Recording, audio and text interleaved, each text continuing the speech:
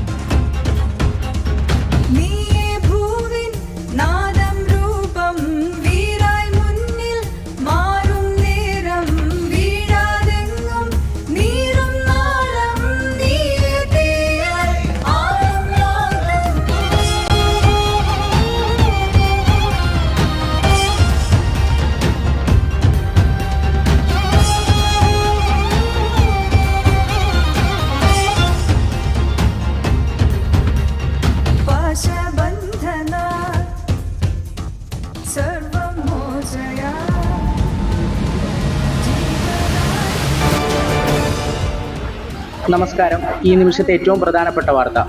കാലങ്ങളായി മെഡിക്കൽ വിദ്യാർത്ഥിനിക്ക് നേരിടേണ്ടി വന്ന ലൈംഗിക അതിക്രമം പുറത്തു വന്നു. ഒരുപറ്റം നല്ല സഹപാഠികളുടെയും നിശ്ചയദാർഢ്യമുള്ള അധ്യാപകരും ചേർന്നാണ് വിവരം പുറം ലോകത്തെ അറിയിച്ചത്. കുട്ടികൾക്കെതിരായ ലൈംഗിക അതിക്രമം കൂടി വരുന്നതായി മുഖ്യമന്ത്രി. കോഴിക്കോട് ഓമശ്ശേരി വേനപ്പാറയിൽ 60കാരെ വീട്ടിൽ കയറി പീഡിപ്പിക്കാൻ ശ്രമം. അട്ടപ്പാടിയിൽ മാനഭംഗത്തിനിരയായ വൃദ്ധയെ വീണ്ടും വൈദ്യപരിശോധനയ്ക്ക് വിധേയാക്കി.